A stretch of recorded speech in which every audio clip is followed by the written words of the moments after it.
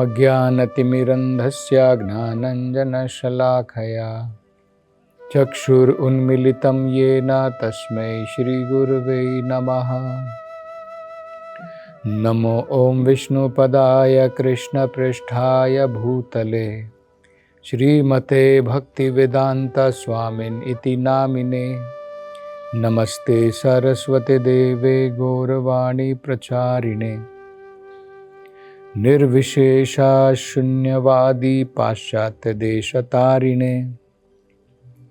जय श्री कृष्ण चैतन्य प्रभु नित्यानंद श्री अद्वैत गदाधर श्रीवासदि गौर भक्तवृंद।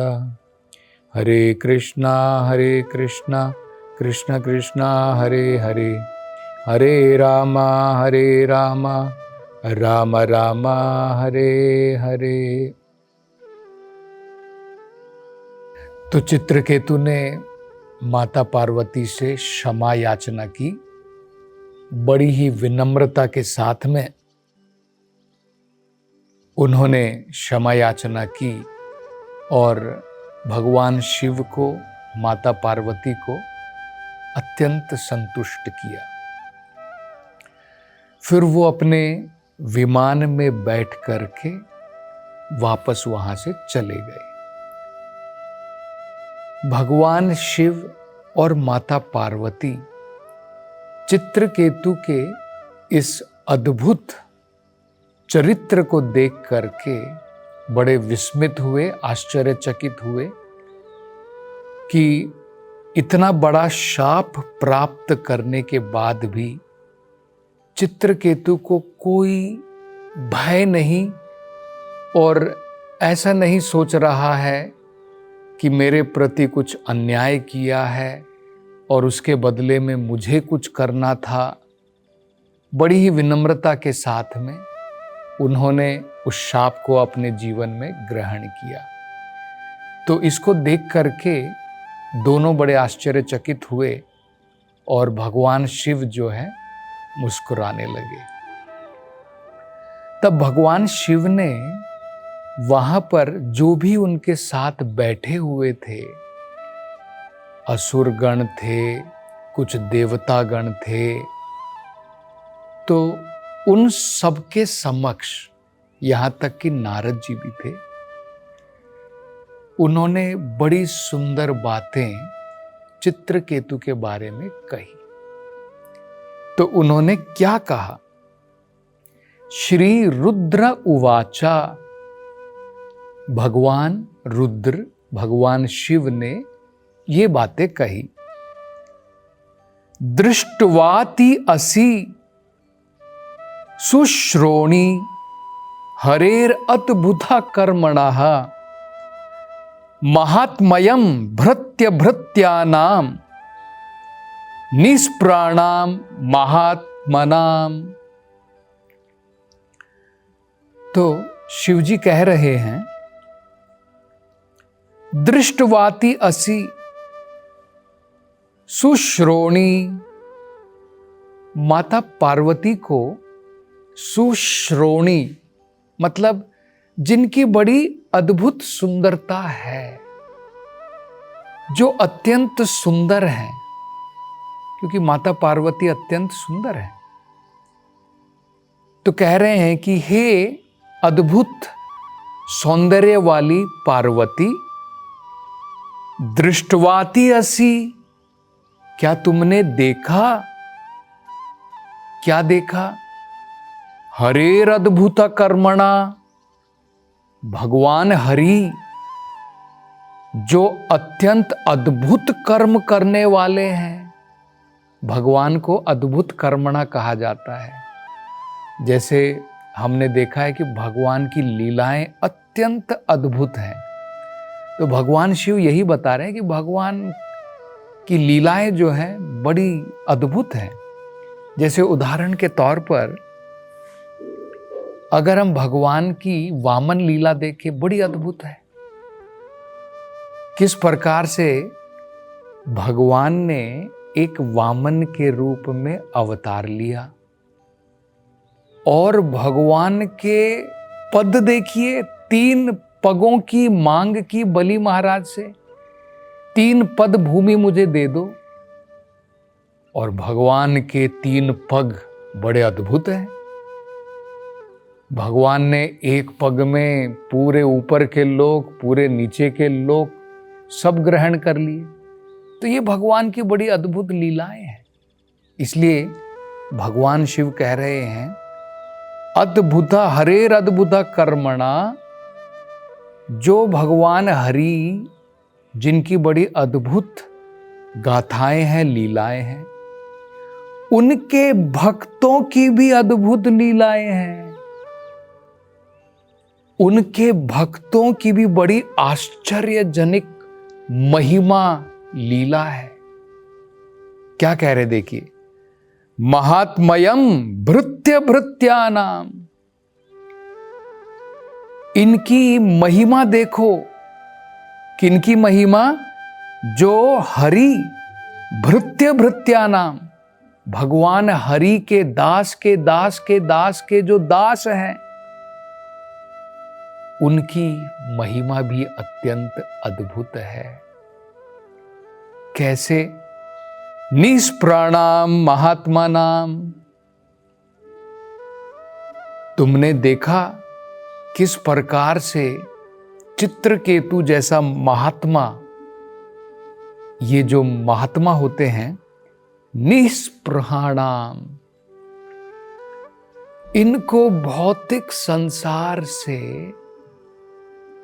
कोई आसक्ति नहीं है। तो ये बहुत महत्वपूर्ण बात चित्रकेतु के बारे में भगवान शिव कह रहे हैं। तो देखिए, यहां पर हम 2-3 चीजें, बड़ी महत्वपूर्ण चीजें समझ सकते हैं। एक तो माता पार्वती को वो सुश्रोणी यहां पर क्यों कह रहे हैं? क्योंकि इसमें कोई संदेह नहीं है, माता पार्वती अत्यंत सौंदर्य वाली है। लेकिन भगवान शिव यहां पर बताना चाहते हैं कि शारीरिक रूप से आप बड़ी सौंदर्यवान हैं, लेकिन भगवान के भक्त का सौंदर्य इससे भी ज्यादा है। चित्रकेतु जैसे महान भक्त का सौंदर्य इससे भी बहुत अधिक है।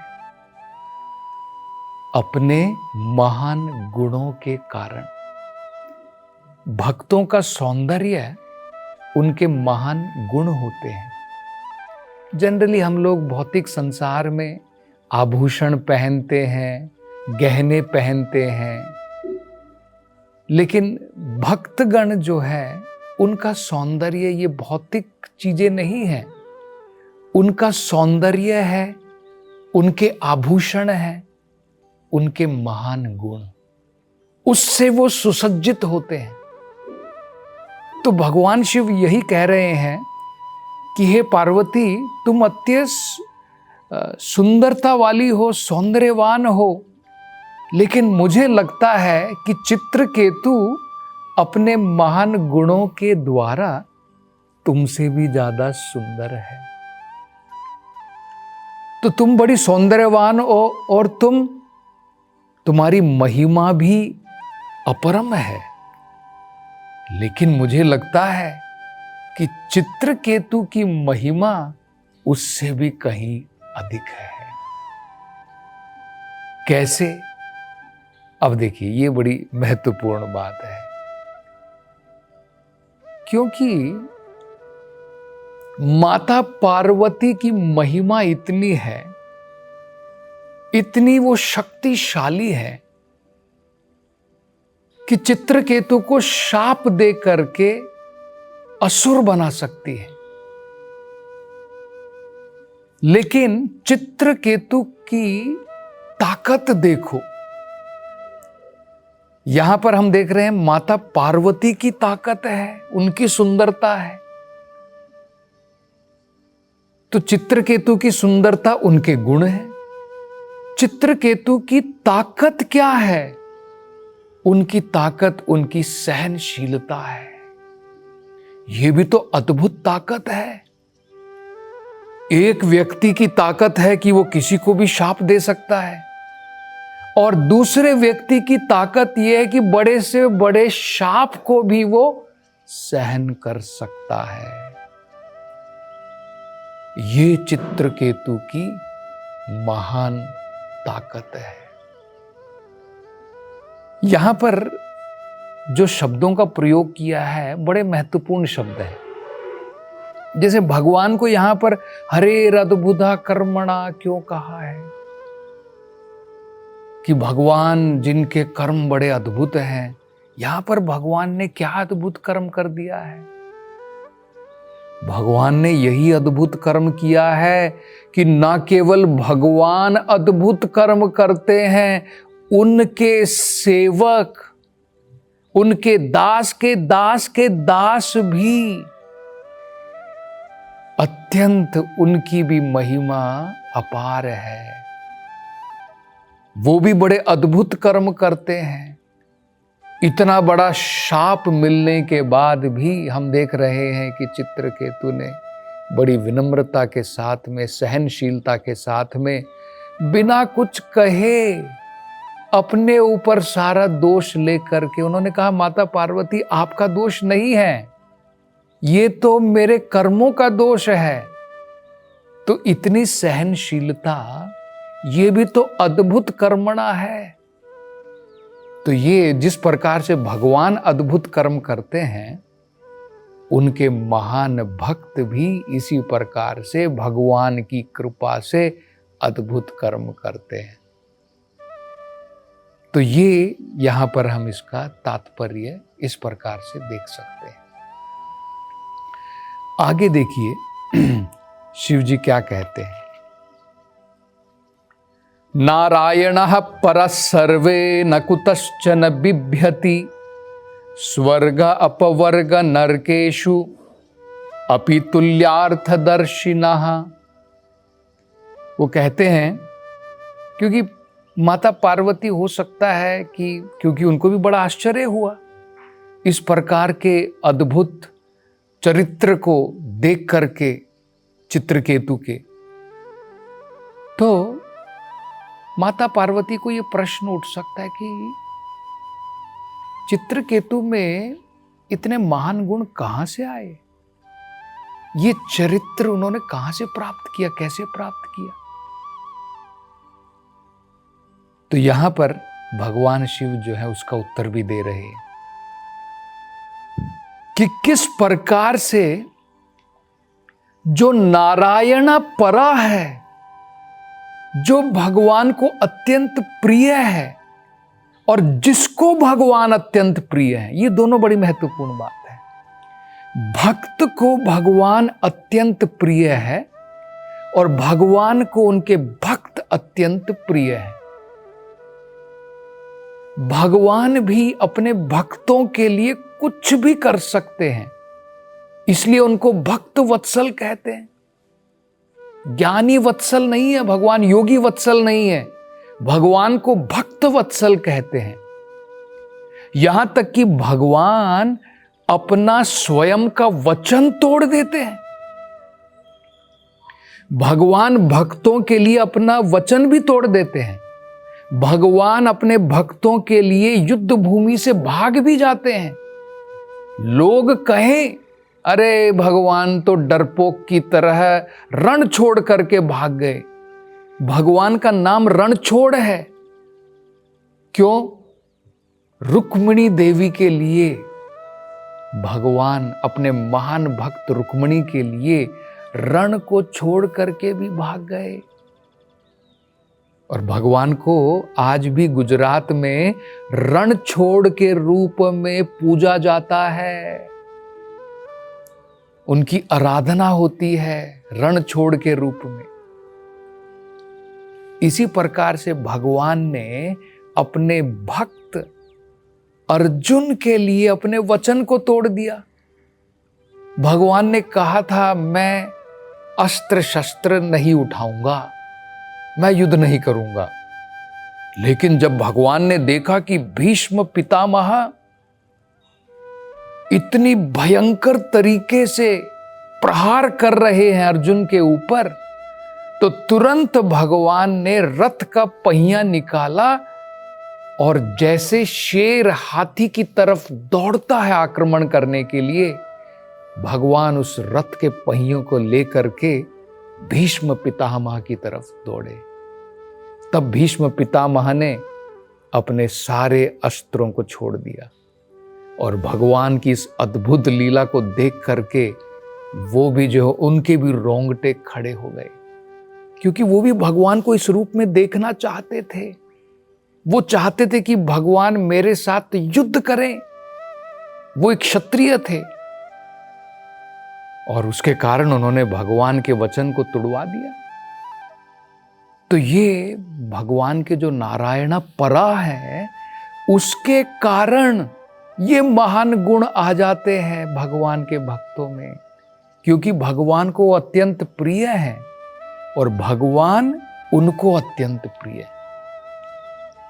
तो कह रहे हैं कि जो भी नारायण परा ऐसे शुद्ध महात्मा है, न कुतश्चन बिभ्यति, वो किसी भी अवस्था में घबराते नहीं है, उनको कोई डर नहीं है। स्वर्गा आप उनको स्वर्ग में भेज दो, अपवर्गा आप उनको मुक्ति प्रदान कर दो, नरकेशु या आप उनको नरक में भेज दो, तुल्य अर्थ दर्शिना, उनके लिए सब बराबर है। नरक में जाने से भी भगवान का भक्त नहीं डरता है। स्वर्ग में भेज दिया स्वर्ग में चला गया, नरक में भेज दिया नरक में चला गया, असुर की योनि में भेज दिया चित्रकेतु को चला गया। मान लिया कि भगवान, ये तो भगवान की कृपा है, जो भगवान चाहते हैं। तो ये महान लक्षण है चित्रकेतु के, जो भगवान शिव यहां पर बता रहे हैं। इसके बारे में और चर्चा अगली कथा में करेंगे। हरे कृष्णा।